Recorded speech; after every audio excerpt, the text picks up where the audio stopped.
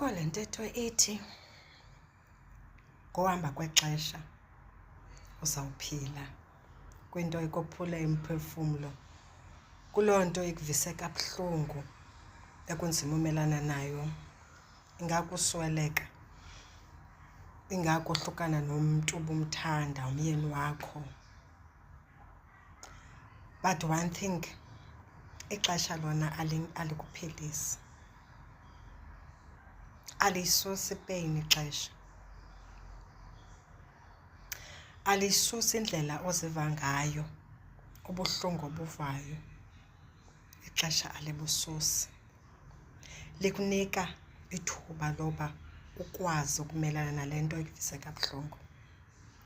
Likunika ithuba loba ukwazi uphila nale nto ikuvise kabuhlungu. Likunika ithuba loba ukwazi uqhubekeka nobomi nangona le nto ibuhlungu isekhona apha kuwe. Likunika uba ukwazi ubeka wena kuqala ngaphezu kwale ntlungu unayo.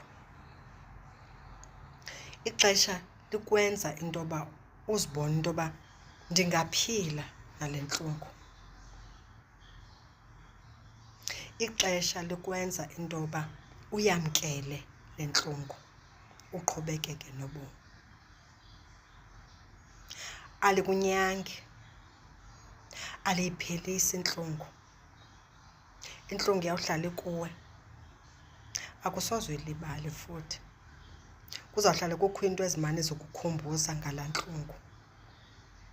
Ixesha nje likunika itshansi yento yoba ungami ndawoninye, uqhubekeke nobomi, ungabambeleli kulaa ntlungu, ungamuvi nobomi bakho.